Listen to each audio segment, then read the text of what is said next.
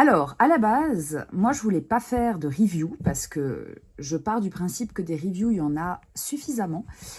Mais j'ai remarqué que pour cet oracle, en français, en tout cas, il n'y avait pas des masses de reviews. Donc, je me suis dit, pourquoi pas en faire une sur ce deck que j'ai trouvé absolument magnifique. Je ne l'ai pas du tout encore, je ne l'ai pas utilisé. Donc, il s'agit du Green Witches Oracle Deck. C'est un jeu qui se présente dans une boîte cloche en dur, très résistante, aux éditions Adams Media. Je ne connais pas du tout. Donc, il n'a pas été traduit, il n'existe pas en français. Hein, il s'agit d'un oracle en anglais. Donc là, vous avez les cartes et là, vous avez le petit guidebook. Alors, le guidebook, je l'ai regardé vite fait. Je vais pas trop m'étendre. Alors déjà parce que vous lire en anglais, ça serait une souffrance énorme pour vous, pour moi aussi d'ailleurs. Il n'y a pas énorme, il y a pire, il y a pire. Il n'y a pas énorme, mais il y a suffisamment. Donc dans ce petit livre, hein, il n'est pas très épais. Donc vous avez votre intro, enfin l'intro quoi. Et puis les usages possibles pour ce deck.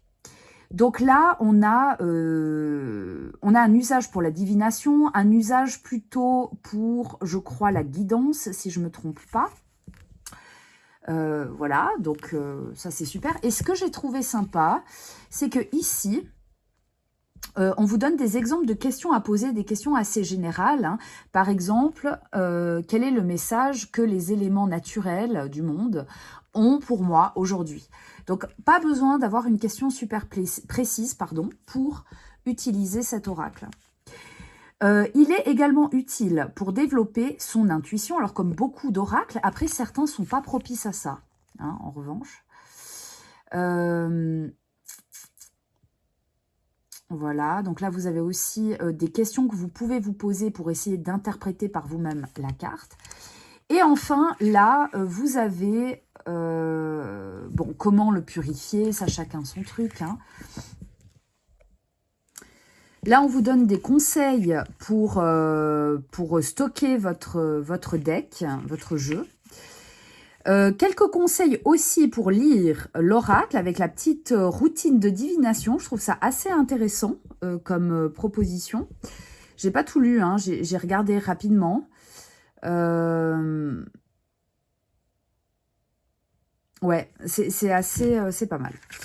Et puis, bon, tic, tic, tic, tic, se souvenir de ces tirages, interpréter les tirages, formuler les questions, mélanger les cartes, je pense que c'est ça, hein, drawing, ouais, c'est ça.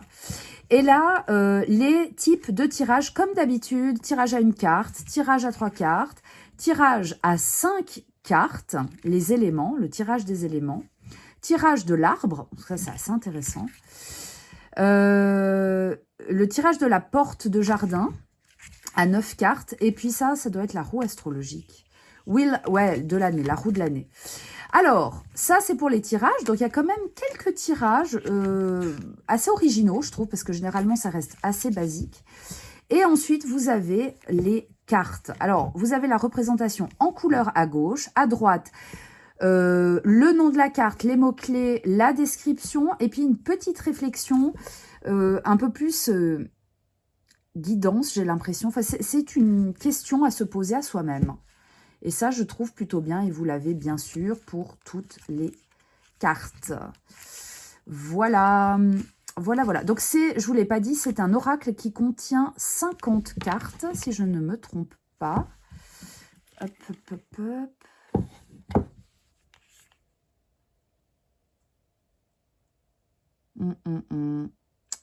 C'est pas marqué, mais je crois bien qu'il y a 50. Je vais juste regarder vite ici s'il y a le...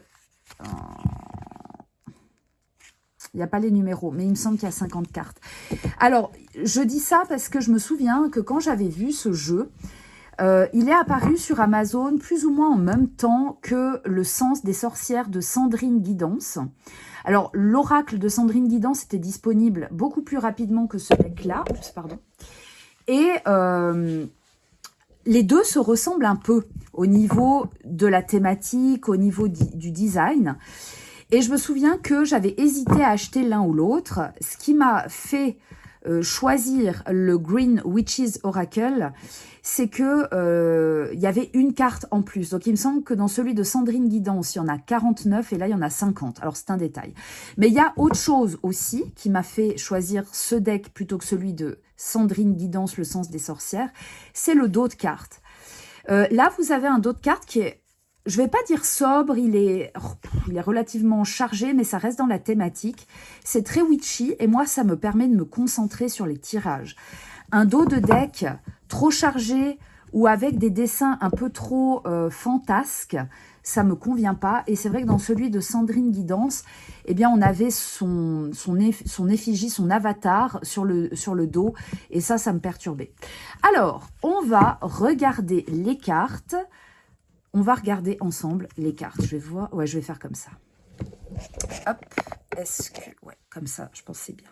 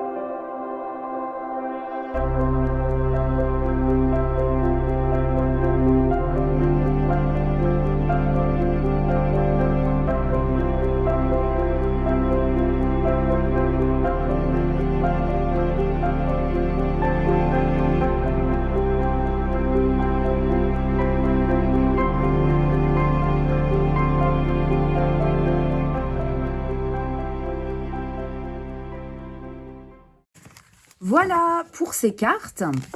Alors, je ne vous ai pas dit, la tranche de ces cartes est neutre. La tranche des cartes est neutre. Le format, bah, c'est un format carte oracle. C'est assez grand, mais ça reste assez facile à mélanger. Hein. Ça va. La qualité des cartes, elle est plutôt bonne. Ça reste du carton, je dirais, semi-mat. Ça n'a pas une texture pêche. Moi, je déteste les textures pêche, donc ça va bien. Elle glisse bien. Elle s'étale plutôt bien aussi. Donc voilà, une petite carte pour le plaisir.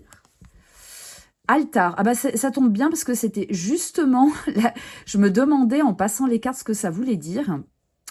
Altar. C'est quoi? C'est l'offrande, hein, peut-être la gratitude. Et je sais pas, laisser tomber les liens, peut-être. Je sais pas. Oh, mon Dieu. Je sais pas non plus si c'est par ordre alphabétique. Non, voilà. Donc là, il y a un petit truc pas GG. C'est que pour trouver les cartes, comme c'est pas par ordre alphabétique, il faut tomber dessus. Il faut tomber dessus et c'est pas génial. Je tombe dessus, je tombe dessus. Voilà, altar. Hop. Alors, gratitude, nanana. Il est important de prendre le temps pour se connecter avec l'esprit.